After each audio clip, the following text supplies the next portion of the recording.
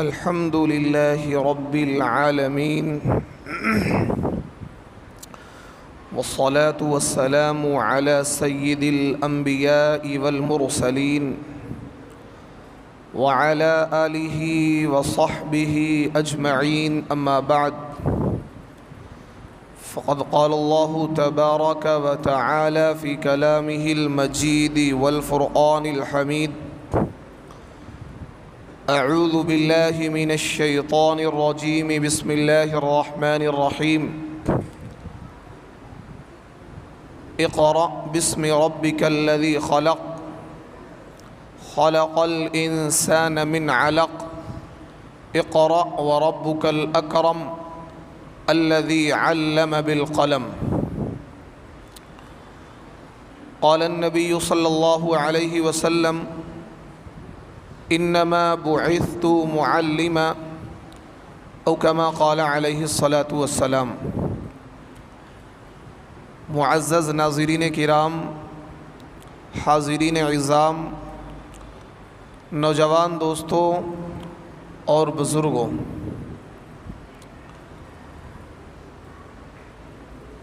اللہ تبارک و تعالی نے قرآن پاک میں جو سب سے پہلا حکم اہل ایمان اور مسلمانوں کو دیا ہے، وہ حکم پڑھنے کا ہے، تعلیم حاصل کرنے کا ہے. نبی علیہ الصلاۃ والسلام پر جو سب سے پہلی آیات نازل ہوئی ہیں، ان آیات میں اللہ تبارک و تعالی نے نبی علیہ الصلاۃ والسلام سے پڑھنے کا مطالبہ کیا ہے. اقرأ بسم ربک الذی خلق، کہ اے نبی آپ پڑھیے اپنے پروردگار کے نام سے کہ جس نے پیدا کیا ہے. اقرأ بسم ربک الذی خلق، خلق الانسان من علق، کہ جس نے انسان کو خون کے لوتھڑے سے پیدا کیا ہے. تو اللہ تبارک و تعالی کا جو سب سے پہلا حکم ہمیں اور آپ کو دیا گیا ہے، وہ حکم ہے کہ ہم پڑھیں، اور وہ پڑھائی پڑھیں کہ جس میں اللہ تبارک و تعالی کا تعارف اور اللہ تبارک و تعالی کی پہچان ہمیں بتائی جائے. ہمیں وہ پڑھنا ہے. تو دیکھیے، اسی وجہ سے نبی علیہ الصلاۃ والسلام نے یہ ارشاد فرمایا: انما بعثت معلما، کہ اے لوگوں میں معلم بنا کر بھیجا گیا ہوں.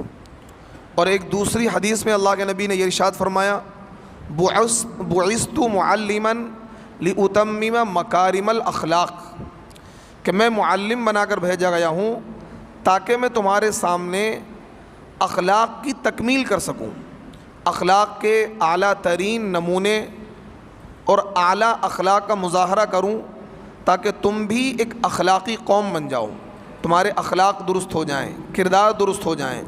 تو اس سے پتہ یہ لگا کہ سب سے پہلا جو حکم ہے اسلام کا، وہ یہ ہے پڑھنا، تعلیم حاصل کرنا، اپنی جہالت کو ختم کرنا.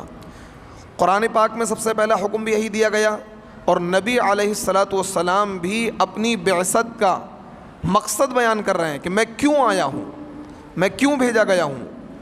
انما بعثت معلما، کہ میں اس لیے بھیجا گیا ہوں تاکہ میں معلم بنا کر بھیجا گیا ہوں تاکہ تمہیں علم سکھلاؤں اور علم کے ذریعے سے تمہاری جہالت کو دور کروں. کیونکہ جہالت جو ہے وہ تاریکی ہے، وہ اندھیرا ہے. جہالت کے ذریعے سے کوئی قوم ترقی نہیں کر سکتی ہے. جو بھی قومیں ترقی کرتی ہیں وہ علم کے ذریعے سے ترقی کرتی ہیں، کیونکہ علم میں کیا ہوتا ہے؟ علم کے ذریعے سے انسان کو معلومات حاصل ہوتی ہے، اس میں رب کا تعارف ہوتا ہے، رب کی حکمتیں، رب کے احکامات، رب کی قدرتیں اسے معلوم ہوتی ہیں. یہی وجہ ہے کہ آپ دیکھیے کہ شیخ سعدی کہتے ہیں: پے علم چوں شمع باید گداخت، کہ بے علم نہ تواں خدا را شناخت، کہ بغیر علم کے انسان اللہ کو نہیں پہچان سکتا ہے. بغیر علم کے انسان اللہ کو نہیں پہچان سکتا ہے.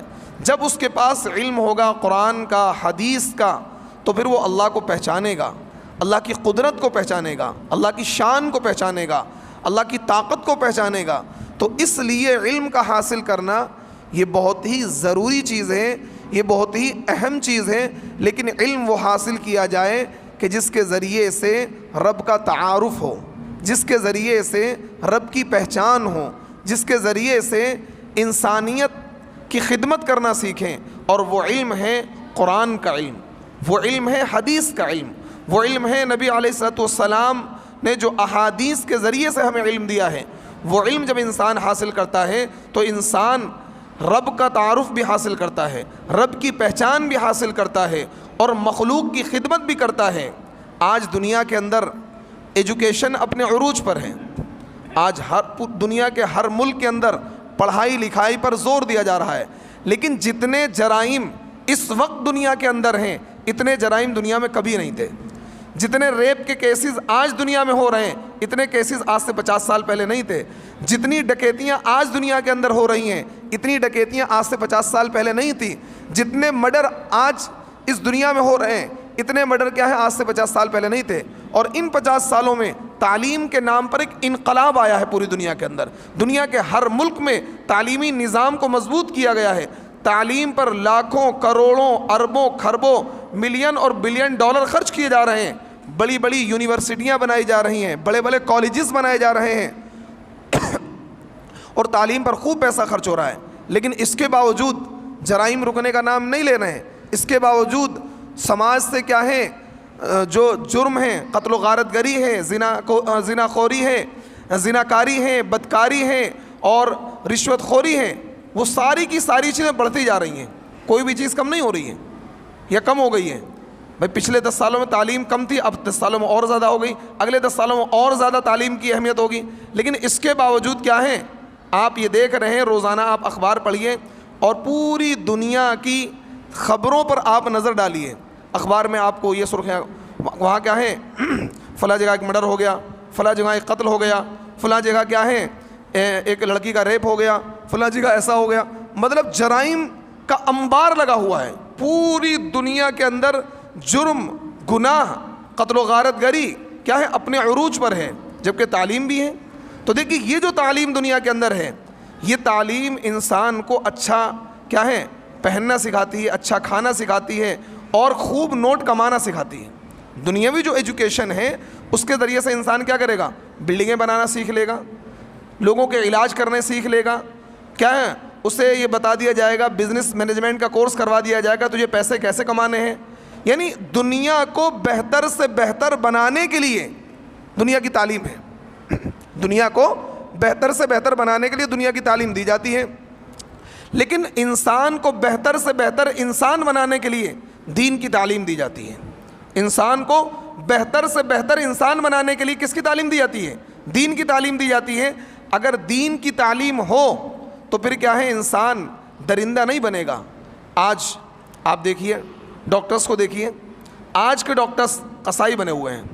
بس مریض ان کے پاس پہنچ جائے، مریض ان کے پاس، یعنی وہ ڈاکٹر اس لیے نہیں بنا ہے کہ وہ مخلوق کی خدمت کرے گا، لوگوں کی خدمت کرے گا، لوگوں کے کام میں آئے گا، لوگوں کی بیماریوں کا علاج کرے گا، بلکہ وہ ڈاکٹر بنا ہی اسی لیے ہے تاکہ زیادہ پیسے کمائے.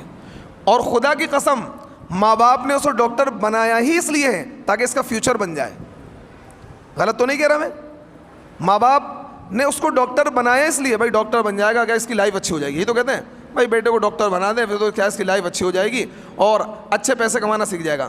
بہت کم، ہزاروں لاکھوں میں 2-4 ماں باپ ایسے ہوتے ہوں گے جو اپنے بچے کو اس نیت سے ڈاکٹر بناتے ہوں گے کہ بھائی میں اس کو ڈاکٹر بناؤں گا، یہ لوگوں کے علاج کرے گا، لوگوں کے کام میں آئے گا، غریبوں کے کام میں آئے گا، لوگوں کی پریشانیوں کو دور کرے گا، یہ خدمت خلق کرے گا.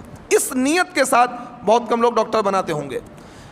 ایک انسان اپنے بیٹے کو وکیل بناتا ہے، کیوں بناتا ہے؟ شروع سے یہ ہوتا ہے بھائی وکیل بن جائے گا تو کیا ہے اچھے پیسے کمائے گا، یہی مقصد ہوتا ہے. ایک انسان اپنے بیٹے کو ٹیچر بناتا ہے، اس کے ذہن میں یہ ہوتا ہے بھائی اگر ٹیچر بن گیا، سرکاری نوکری لگ گئی تو ماشاءاللہ 70-80 ہزار روپے کمائے گا ٹینشن فری ہو کر، اچھا مال کمائے گا.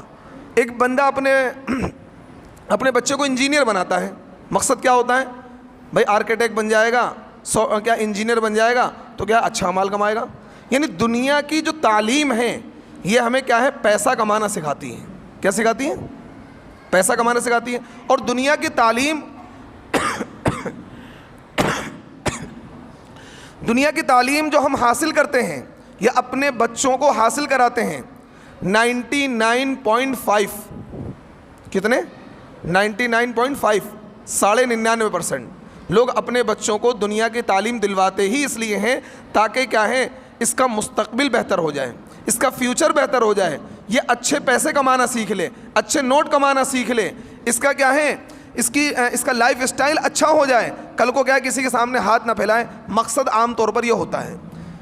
کسی بھی آدھے % لوگ وہ ہوں گے جن کا مقصد دنیاوی تعلیم کے ذریعے سے ہوگا, بھائی اپنے بچے کو ڈاکٹر بنائیں گے, ہمارے وہاں ڈاکٹرز کی کمی ہے, لوگ کیا ہے بیماری سے مر جاتے ہیں, پریشانی سے مر جاتے ہیں, میں اپنے بچے کو ڈاکٹر بناؤں گا تاکہ لوگوں کی خدمت کریں.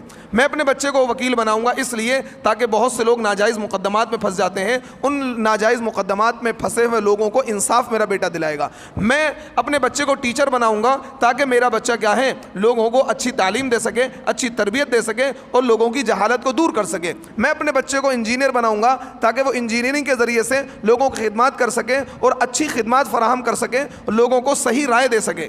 یعنی یہ مقصد شاید کہ آدھے % ماں باپ کا بھی نہیں ہوتا ہے.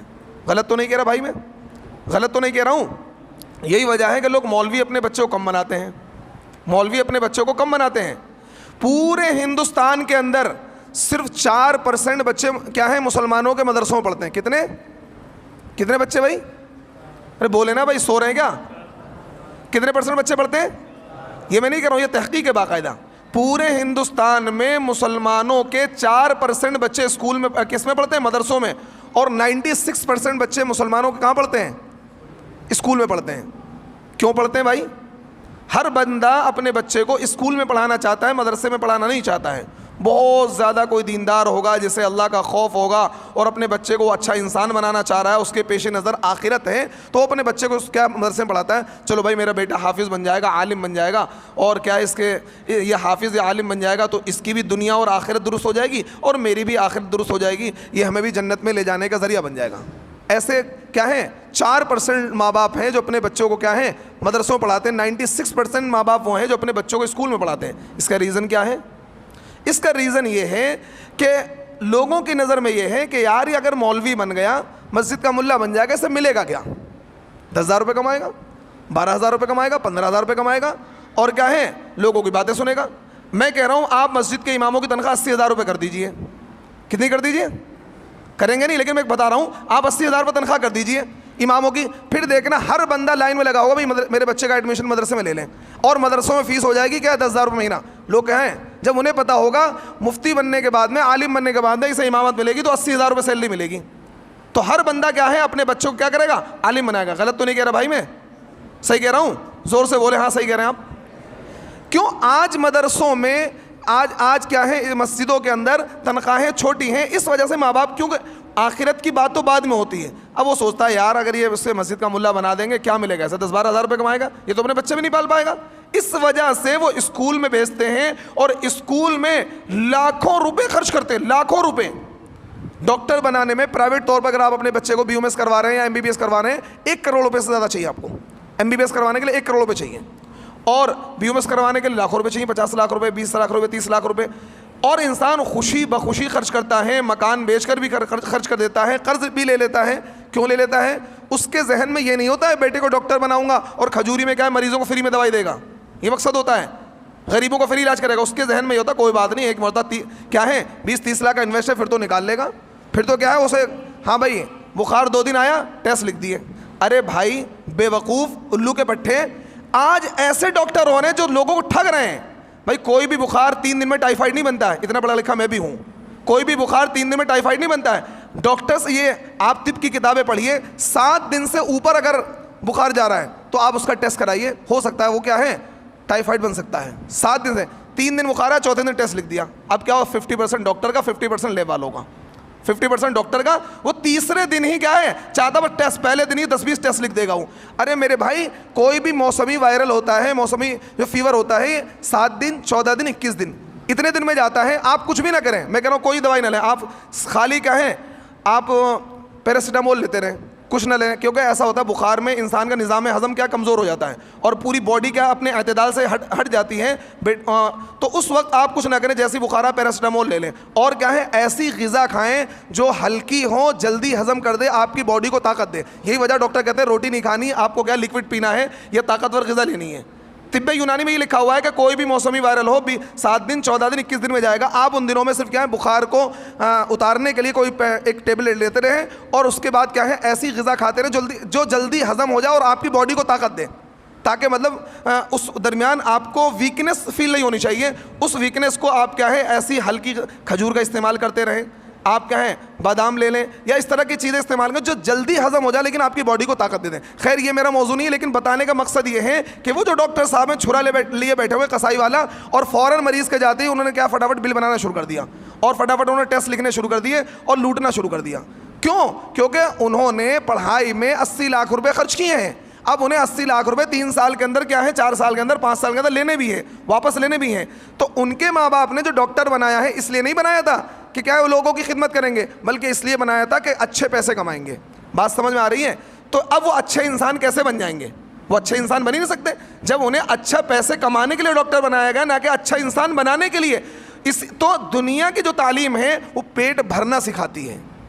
دنیا کی تعلیم مال کو لوٹنا کھسوٹنا سکھاتی ہے, اور دینی تعلیم کیا مال کو بانٹنا سکھاتی ہے. دینی تعلیم کیا اخلاق سکھاتی ہے. دینی تعلیم کردار سکھاتی ہے. دینی تعلیم ہمدردی سکھاتی ہے. دینی تعلیم غمخواری سکھاتی ہے. دینی تعلیم میں سب سے پہلے یہ سکھایا جاتا ہے کہ تم کیا ہے اپنی ذات پر دوسروں کو ترجیح دے دو, تم بھوکے رہ لو دوسروں کو کھلا دو. اور میرے نبی کی خود کی تعلیم یہ ہے کہ نبی خود بھوکے رہ جاتے تھے, دوسروں کو کھلا دیتے تھے. اور نبی کے جو شاگرد صحابہ ہیں انہوں نے بھی امت کو تعلیم یہ دی کہ خود بھوکے رہ جاؤ دوسروں کو کھلا دو. اب آپ کو میں بتاتا ہوں, دیکھیے دینی تعلیم کی کیا برکت ہوتی ہے.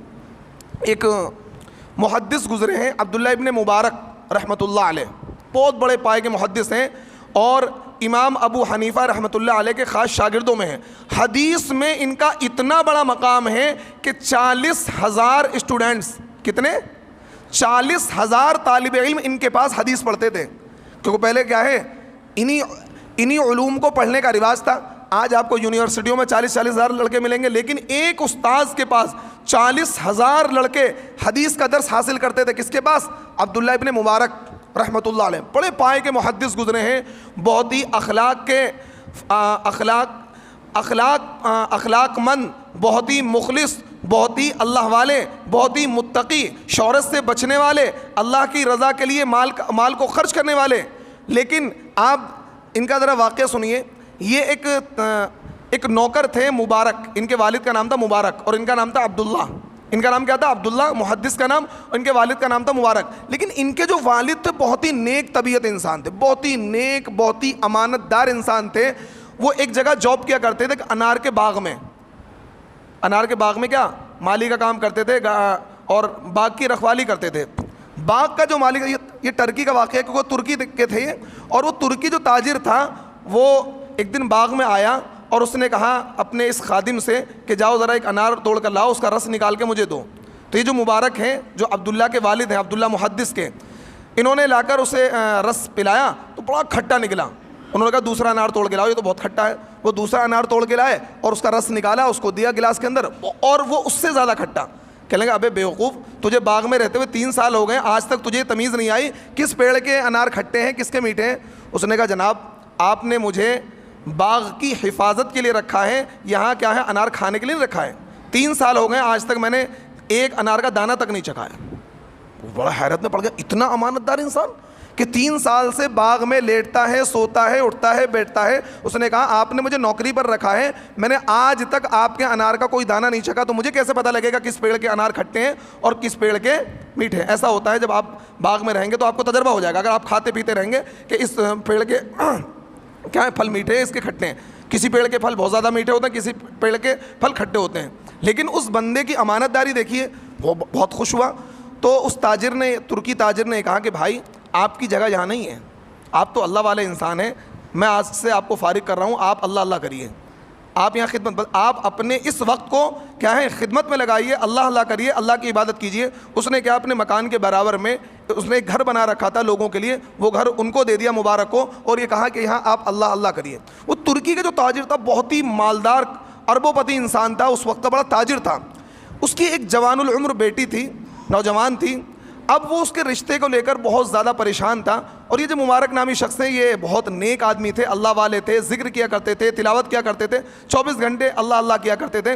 تو انہوں نے مشورہ لیا کہ میری بیٹی جوان ہے، میں اس کا رشتہ تلاش کر رہا ہوں. بڑے بڑے وزیروں کے اور شہزادوں کے، تاجروں کے رشتے آ رہے ہیں، لیکن میں سمجھ نہیں پا رہا ہوں رشتہ کس بنیاد پر کروں. تو انہوں نے کہا کہ دیکھو ہمارے نبی صلی اللہ علیہ وسلم نے ہمیں ہر چیز کی تعلیم دے دی ہے. پچھلی امتیں تباہ ہوئی تھیں، یہودی رشتہ کرتے تھے مال کی بنیاد پر. یہودی رشتہ کرتے تھے، یہودی کہتے زر پرست تھے، مال پرست تھے، مال کے چاہنے والے تھے. اور عیسائی کہتے حسن پرست تھے، عیسائی کہتے حسن پرست تھے. یہودی مال کے چکر میں برباد ہوئے اور عیسائی حسن کے چکر میں برباد ہوئے. وہ مال کی بنیاد پر رشتہ کرتے تھے اور عیسائی کیا کرتے تھے؟ حسن کی بنیاد پر رشتہ کرتے تھے. لیکن میرے نبی صلی اللہ علیہ وسلم نے ہمیں یہ بتایا ہے تنکح المرأة لأربع خصال ولحسبها ولجمالها ولمالها ولدینها فاظفر بذات الدین تربت یداک. ہمارے نبی نے کہا ہے کہ تم رشتہ اس بنیاد پر کرو کہ لڑکی دیندار ہے یا نہیں ہے، لڑکا دیندار ہے یا نہیں ہے. صرف دین کو بنیاد بنا کر، نہ اس کا مال دیکھو، نہ اس کی تجارت دیکھو، نہ اس کی خوبصورتی دیکھو. اگر تم دیکھو دیندار ہے تو رشتہ کر دو. تو اس نے کہا ٹھیک ہے میں دیندار رشتہ تلاش کرتا ہوں. خیر وہ اپنی بیوی سے مشورے کرتے رہا، بہت سارے رشتے آئے، بہت سارے پرپوزل آئے. بیوی نے کہا کہ دیکھو ہمارا مقصد ہے ایک ایسا داماد تلاش کرنا جو نیک ہو، اللہ والا ہو، متقی ہو، امانت دار ہو. تو ہمیں اس سے کیا مطلب اس کے پاس کچھ ہو یا نہ ہو. میری نظر میں تو اس نوجوان سے بڑھیا کوئی نہیں ہے جس کو آپ نے رہنے کے لیے ٹھکانہ دے رکھا ہے اور اتنا امانت دار ہے کہ 3 سال ہمارے باغ میں رہا اور اس نے انار کا ایک دانہ بھی نہیں چکھا. اس سے بہتر نوجوان ہمیں نہیں مل سکتا ہے. شوہر نے کہا ہاں یہ تو بات بڑی اچھی ہے، ہمیں تو دیندار لڑکا چاہیے، ہمیں تو مالدار چاہیے نہیں. تو وہ مبارک کے پاس گئے اور انہوں نے کہا کہ مبارک میرے بیٹے میں یہ چاہ رہا ہوں، ایک بات آپ سے کہنا چاہ رہا ہوں، مجھے ایک دیندار لڑکے کی تلاش ہے اور ہم نے میاں بیوی نے مشورہ کیا ہے کہ تم سے بہتر رشتہ ہمیں نہیں مل سکتا ہے. تم نوجوان بھی ہو، دیندار بھی ہو، ہم یہ چاہتے ہیں کہ ہم اپنی بیٹی کی شادی آپ سے کر دیں. تو انہوں نے غور و فکر کیا، انہوں نے کہا ٹھیک ہے جی میں تیار ہوں. خیر انہوں نے ان کا نکاح، اس تاجر نے، کروڑ پتی تاجر نے ایک روڈ چھاپ نیک اور دیندار انسان کو اپنا داماد بنا لیا اور اپنی بیٹی ان کے نکاح میں دے دی. کچھ دن کے بعد کیونکہ اس تاجر کی ایک ہی بیٹی تھی اور کچھ نہیں تھا اس کے پاس، اور کوئی بیٹا نہیں تھا، کوئی اولاد نہیں تھی. تو پھر کیا ہوا، اس تاجر کا انتقال ہو جاتا ہے. اب یہ مبارک جو ابھی تک روڈ چھاپ تھے اب یہ کروڑ پتی بن گئے. کیوں؟ ظاہر سی بات ہے وہ ساری کی ساری پراپرٹی بیٹی کو مل گئی اور جب بیٹی کو مل گئی یہ وہ بیٹی کے خاوند ہیں تو کیا ہے خوب مالدار ہو گئے. اب ان کی مالداری کا پورے شہر میں چرچا ہوا. لیکن یہ دونوں کے دونوں میاں بیوی تہجد گزار تھے، اللہ والے تھے. راتوں کو اللہ کے سامنے رویا کرتے تھے، گڑگڑایا کرتے تھے، اللہ سے دعائیں مانگتے تھے کہ اے اللہ ہمیں نیک اولاد عطا فرما دے، اے اللہ ہمیں نیک اولاد عطا فرما دے. اب لوگ دعائیں نہیں مانگتے ہیں، دعائیں کرواتے ہیں. دعا کروانا چاہیے، دعا کروانا غلط نہیں ہے، لیکن صرف دعا کروانے پر اکتفا کرنا چاہیے. امام صاحب دعا کر دینا، خود دعا کبھی نہیں مانگتے. ارے بھائی یہ کون سا ٹرین چل پڑا ہے، خود بھی تو دعا مانگیں، کروانی چاہیے اللہ والوں سے، نیک لوگوں سے. لیکن خود کچھ نہیں کریں گے. پیٹ میں درد آپ کا امام صاحب ٹیبلٹ آپ کھا لینا. ارے بھائی آپ ٹیبلٹ کھاؤ، ہم سے کم دعا کر دیں گے آپ کے لیے. آپ اللہ سے دعا کریں اور امام صاحب سے بھی دعا کے لیے کہیں. لیکن آج الٹا ہے، بس وہ چاہتا کوئی دوسری دعا کرتا ہے، دوسروں کی دعا سے میرا کام بنتا رہے، مجھے خود کچھ نہ کرنا پڑے. خیر ان دونوں نے دعا مانگی. ان کے وہاں ایک اولاد پیدا ہوئی جس کا نام انہوں نے عبداللہ رکھا. کیا نام رکھا؟ عبداللہ. یہ عبداللہ شروع میں، کیونکہ ظاہر سی بات ہے جب انسان مالداری میں آنکھ کھولتا ہے، ناز اور نخروں میں پلتا ہے تو بگڑ جاتا ہے. اب یہ نوجوان لڑکوں میں بگڑ گیا اور خوب دنیا داری میں لگ گیا اور ادھر ادھر گھومنا ٹہلنا. ماں باپ خوب سمجھاتے لیکن کیا ہے عبداللہ بالکل چکنا گھڑا، کوئی بات سمجھ میں نہیں آتی تھی. ماں باپ راتوں کو اللہ کے سامنے روتے گڑگڑاتے، مبارک بھی روتے، ان کی بیوی بھی روتی ہے، اللہ ہم نے تو نیک اولاد مانگی تھی، یہ ہماری اولاد کیسے بگڑ گئی، یہ تو کچھ کرتی ہی نہیں ہے. خیر آخرکار ایک دن یہ عبداللہ سوئے ہوئے تھے، اچانک خواب میں ان کو کوئی یہ آیت پڑھتا ہوا نظر آیا، الم یأن للذین آمنوا ان تخشع قلوبہم لذکر اللہ وما نزل من الحق. اس کا ترجمہ یہ ہے کہ وہ کون سا وقت آئے گا کہ جب اللہ کے ذکر سے دل کیا ہیں، دل دھڑکیں گے، اللہ کے ذکر کی وجہ سے دلوں میں خشوع اور خضوع پیدا ہوگا. اچانک ان کی آنکھ کھلی، ایک دم سے کیا دل بدل چکا تھا. انہوں نے اپنے والد سے صبح اٹھتے کہا والد صاحب آپ مجھے 30,000 روپے دیجئے، 30,000 درہم دیجئے اور میں تجارت کرنا چاہتا ہوں. والد نے 30,000 درہم دے دیے. اب انہوں نے کیا کوفہ کا سفر کیا اور وہاں جا کر جو بڑے بڑے محدثین تھے ان کی کیا ہے جوتیاں سیدھی کرنی شروع کر دیں اور ان سے علم حدیث حاصل کرنا شروع کیا. 2 سال تک یہ پڑھائی کرتے رہے اور علماء نے لکھا ہے 40,000 محدثین سے انہوں نے علم حاصل کیا. 4,000 محدثین سے انہوں نے کیا کیا؟ علم حاصل کیا. اور حدیث کے اتنے بڑے امام بن گئے, اتنے بڑے امام بن گئے کہ امام بخاری بھی ان کے شاگردوں میں آتے ہیں. امام بخاری بھی ان کے شاگردوں میں آتے ہیں. اتنے بڑے محدث بنے. اور خود امام ابو حنیفہ رحمۃ اللہ علیہ سے بھی علم حاصل کیا. اور امام احمد بن حنبل رحمۃ اللہ علیہ جو حدیث کے بڑے امام ہیں, وہ بھی جب یہ عبداللہ جایا کرتے تھے تو ان کو دیکھ کر اپنی سیٹ چھوڑ کر کھڑے ہو جاتے تھے کہ حدیث کا امام آ گیا. دیکھیے, ماں باپ نیک تھے, ماں باپ کے دل میں یہ تمنا تھی کہ ہمارا بیٹا نیک بن جائے. ان کے دل میں تمنا یہ نہیں تھی کہ ہمارا بیٹا اچھا تاجر بن جائے, ہمارا بیٹا کیا ہے خوب پیسے کمانا والا بن جائے. ان کے دل میں رات و دن ایک ہی تمنا تھی کہ میرا بیٹا اچھا انسان بن جائے, اچھا اخلاق مند بن جائے, جو لوگوں کی خدمت کرے, دین کی خدمت کرے. خیر, ان کی دعا رنگ لائی. اور یہ عبداللہ جو اب تک کیا ہیں نوجوان تھے اور منچلے نوجوان تھے, لیکن اب کیا ہیں یہ عبداللہ ابن مبارک کے نام سے مشہور ہو جاتے ہیں اور بڑے محدث بن جاتے ہیں. اتنے بڑے محدث بنتے ہیں کہ 40,000 اسٹوڈنٹ ان کے حدیث کا درس سننے کے لیے آتے ہیں. روزانہ 40,000 طالب علموں کو ہی پڑھایا کرتے تھے. کتنے بڑے محدث بنے. کیا نتیجہ تھا؟ ماں باپ کی امانت داری اور ماں باپ کی دعاؤں کا نتیجہ.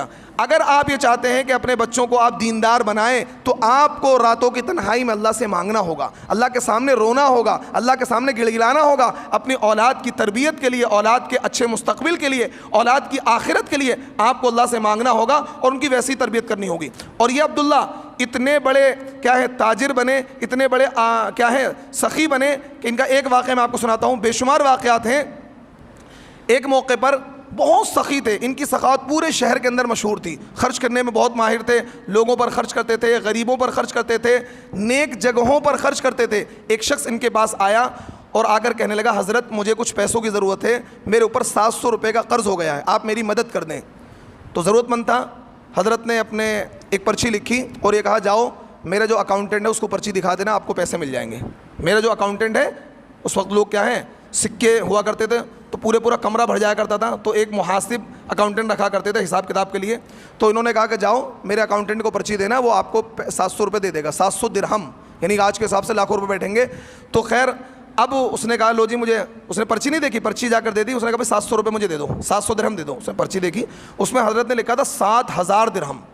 7,000 درہم. جس بندے کو ضرورت تھی وہ کیا کہہ رہا ہے 700 درہم, اور پرچی میں لکھا تھا 7,000 درہم. اس نے سوچا مسٹیک ہو گئی حضرت سے, ایک زیرو زیادہ لگ گیا. وہ واپس گیا, اس نے کہا حضرت یہ بندہ جس کو آپ نے میرے پاس بھیجا ہے یہ 700 روپے کہہ رہا ہے, اور مجھے لگتا ہے آپ کو کیا ہے سمجھنے میں دقت ہو گئی ہے یا لکھنے میں, آپ نے ایک زیرو فالتو لگا دیا, اس میں 7,000 درہم لکھ دیا. حضرت نے پرچی واپس لاؤ, کاٹا اور لکھ دیا 14,000 درہم.